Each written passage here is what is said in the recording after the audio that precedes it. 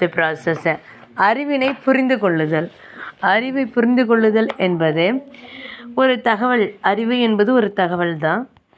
அந்த தகவல் எல்லா உயிர்களிடத்திலும் இருக்குது, முன்னேற்றத்தில் இருக்குது. இப்போ அறிவு என்பது அறிவு அப்படிங்கிறத நேரடியாக நம்மளால் பார்க்க முடியாது, கண்ணால் காண முடியாது. அதை ஒருத்தவங்களுடைய நடத்தை மூலமாகவோ இல்லது இன்டைரக்ட் வேவில் தான் காண முடியும். ஸோ அதுதான் என்ன சொல்கிறாங்கன்னா, அறிவு அப்படிங்கிறது ஒரு தரவு இல்லைன்னா தகவல்கள், ஒரு இன்ஃபர்மேஷன், அவ்வளோதான் அது அறிவு. அந்த தகவலை பற்றின ஒரு தொகுப்பு தான் இந்த அறிவு. இப்போ 72 minutes அப்படிங்கிறது ஹார்ட் பீட் இருக்குது, அது ஒரு இன்ஃபர்மேஷன், தரவு. அதை ஒரு சராசரியான துடிப்பு தான். 12 to 15ங்கிறது ஹீமோக்ளோபின் இருக்கணும், அந்த ரேஞ்ச் அப்படிங்கிறது ஒரு இன்ஃபர்மேஷன். இந்த கலெக்ஷன் ஆஃப் இன்ஃபர்மேஷனை சொன்னால் அதுக்கு பேர் அறிவு அப்படின்ற ஒரு விஷயம் இருக்குது. அப்போ அறிவு அப்படிங்கிறதுனா பொருள் என்ன? அறிவு என்பதன் பொருள் என்ன அப்படின்னா, அறிவு என்பது உண்மை தகவல்களையும் புள்ளி விவரங்களையும் அடிப்படையாக கொண்டது.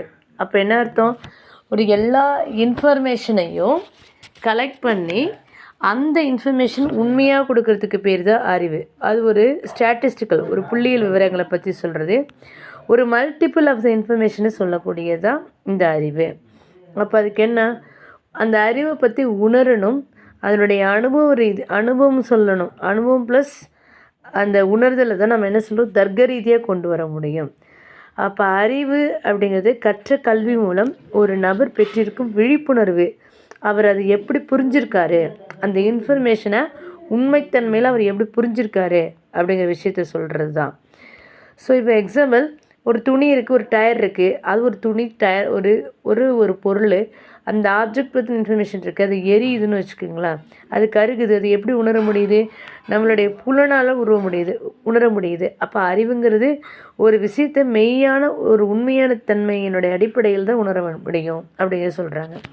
இதை எப்படி சொல்லலாம்னா, ஒரு கருத்தியல், ஒரு நுண்ணறிவினுடைய தெளிவு தான் ஒரு கருத்தியல் அப்படின்னு சொல்கிறது. இந்த பொண்ணு கருத்தாக பேசுது அப்படின்னு அர்த்தம்னா ஒரு ஐக்கியூ லெவல், நுண்ணியல் அறிவில் பேசுது. அப்போ பரிசோதனைகளுடைய வரிசைகளை நம்ம ஒரு சாரா ஆய்வுகளுடைய முடிவுகளை இருந்தாலும் அதனுடைய விளைவுகளை இடையீடு செய்து பெறுவது. அதாவது ஒரு சோதனை பண்ணுறோம், அதை ரிசர்ச் பண்ணுறோம், அது வரிசை கிரகமாக வச்சு பண்ணுறோம், அது